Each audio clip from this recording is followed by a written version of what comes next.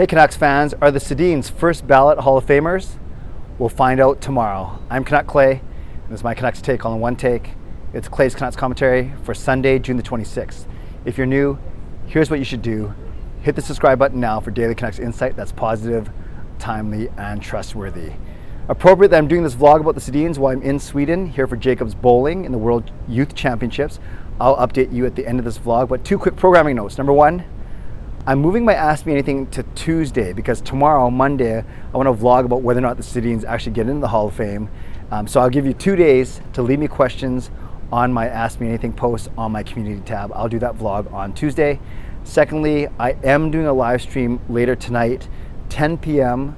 Vancouver time, 7 a.m. here in Sweden on Monday morning. But let's go. I'll be live and maybe we'll be talking about either a Colorado Avalanche Stanley Cup win or an amazing series going to Game 7. So make sure you join me tonight for my live stream at the usual time of 10 p.m. Pacific Daylight Time.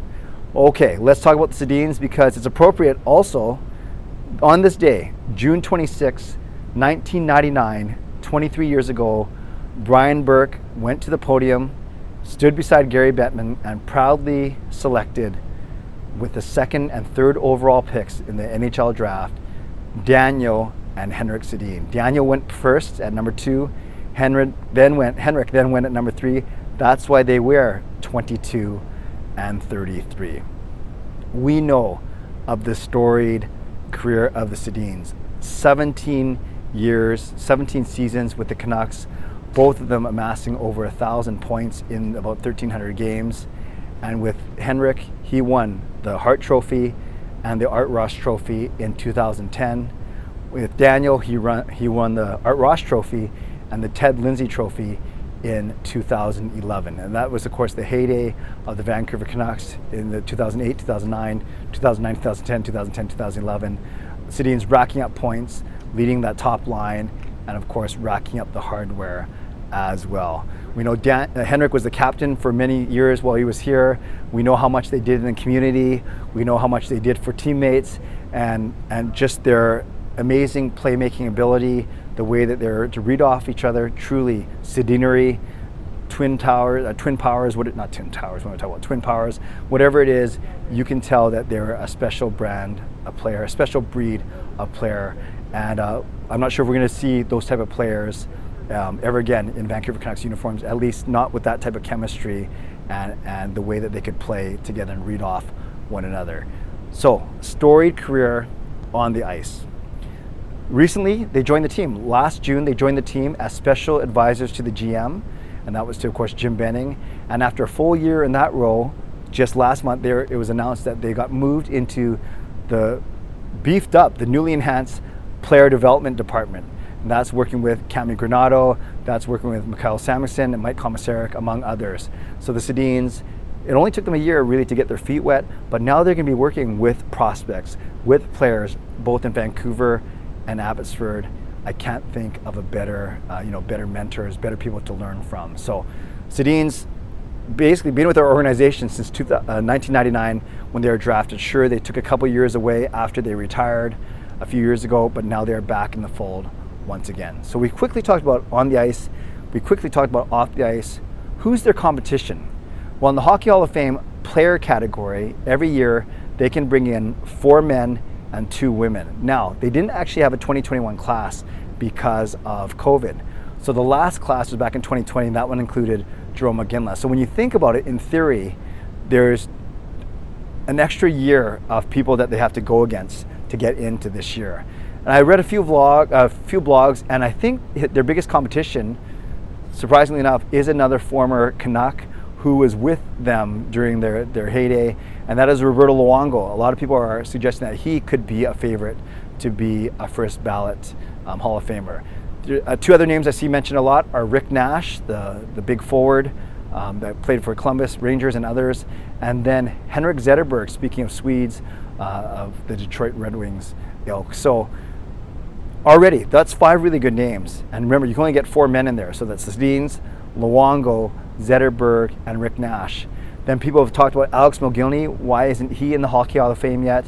Daniel Alfredsson, speaking of Sweden, another Swede. Why isn't he in the Hockey Hall of Fame yet? So there's 7 players now that could be up for Hall of Fame entry announced tomorrow. So Canucks fans, let me know, do you like the Sedins' chances when you stack them up against Luongo, Zetterberg, Nash, Alfredson, Mogilny, and there's many others like Dion Phaneuf and others that are eligible this year? Let me know in the comments below.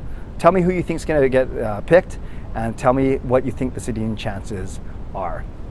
Okay, last thing, I'll give an update on Jake's bowling, and it's going okay.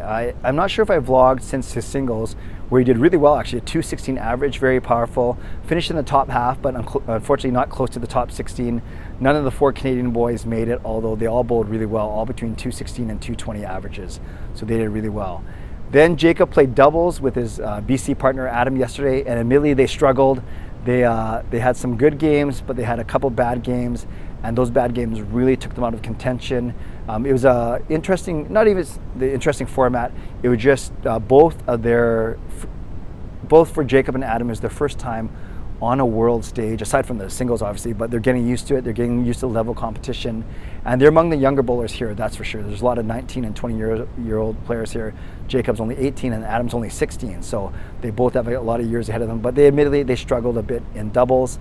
And then today was the team event where all 4 Canadian boys played, and they started off really well, but they played 10 games, and they had 6 great games, 1 good game, but they had 3 poor games, 3 really tough games, and unfortunately those 3 bad games took them out of contention, so they fell outside of the top 16. So unfortunately they do not make the cut with the men's teams, but they have one more chance to make the cut, and that is with mixed teams, and that's on Tuesday. So overall, still loving the experience. They found Jacob's bowling balls, as you guys know.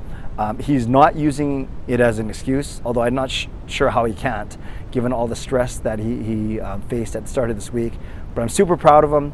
Of course, I would love him to do, I just want him to do as well as he can. I think he could admittedly have bowled better than he did over the past couple days, but still impressing a lot of people. And what's really cool, I've seen many people come up to him and recognize him from his JR Pro Shop YouTube video, similar to when I'm walking around Rogers Arena and many of you come up and recognize me from this Canuck Clay YouTube channel. So maybe it runs in the family, or maybe I'm just looking for something to latch on to right now. So that's Jacob's plight so far. Still proud of him, doing well, and he's got one more event, but not until Tuesday. He's got a day off of bowling tomorrow.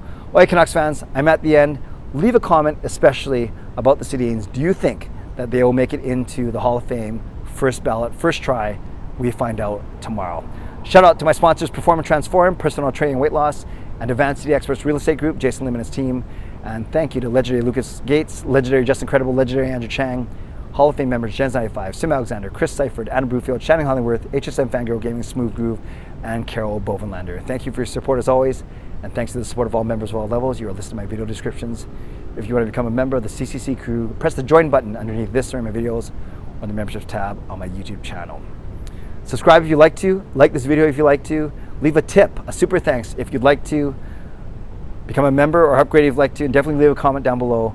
How do you think the Sedins are going to get in on their first try to the Hockey Hall of Fame?